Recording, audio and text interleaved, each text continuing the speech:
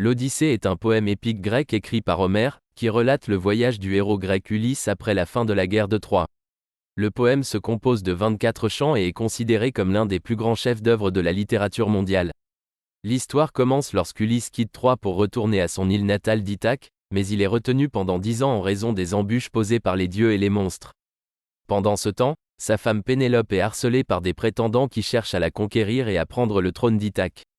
Le poème commence par Ulysse échoué sur l'île de Calypso, où il a été retenu captif pendant 7 ans. Les dieux de l'Olympe décident finalement de permettre à Ulysse de partir et il construit un radeau pour naviguer vers Ithaque. Cependant, il est capturé par le cyclope Polyphème, qui mange plusieurs de ses compagnons. Ulysse parvient à aveugler Polyphème et à s'échapper de sa grotte. Le voyage d'Ulysse continue avec l'aide de la déesse Athéna, qui le conseille et le guide tout au long de son voyage. Ulysse rencontre des sirènes, des monstres et des divinités, ainsi que des alliés comme la princesse Nausicaa et le roi Alkinos.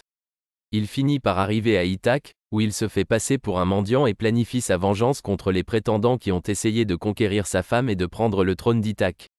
Avec l'aide de son fils Télémaque et de quelques alliés fidèles, Ulysse tue les prétendants et retrouve enfin sa femme Pénélope. Le poème se termine par une réconciliation entre Ulysse et les parents des prétendants qu'il a tués, ainsi que la promesse d'Athéna de protéger Ithaque et la famille d'Ulysse. L'Odyssée est un poème qui explore des thèmes tels que l'héroïsme, l'intelligence, la ruse, la loyauté, la vengeance et l'amour familial.